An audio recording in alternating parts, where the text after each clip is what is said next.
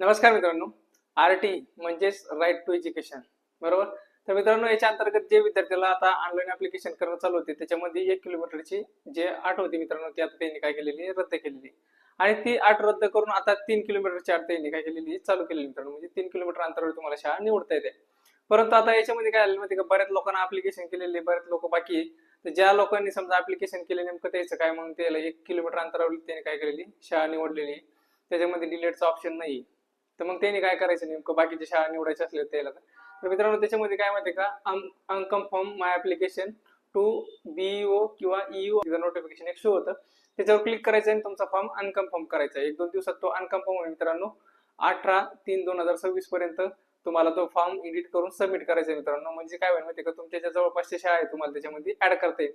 बऱ्याच जणांना असा प्रश्न पडला होता, बाबा यांनी 1 किलोमीटरच्या ऐवजी 3 किलोमीटर केलं, परंतु नेमकं मग आता ते आमचं एडिट कसं करायचं आणि याच्यात डिलीटचा ऑप्शन नाहीये.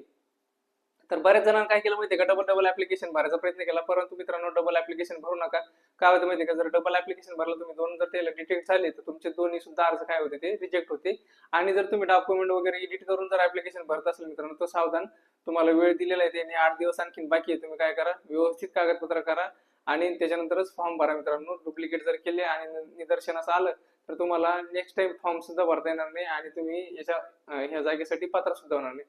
त्यामुळे जे कोणाचं समजा एडिट करायचं बाकी असेल, किंवा जे 1 किलोमीटर अंतरामुळे फॉर्म भरायला नसेल, खेड्यापाड्यात असे बरेच विद्यार्थी होते की ज्याला 1 किलोमीटर अंतरावर शाळा नव्हती, त्याच्यामुळे त्यांनी त्याचे ऍप्लिकेशन भरले नव्हते.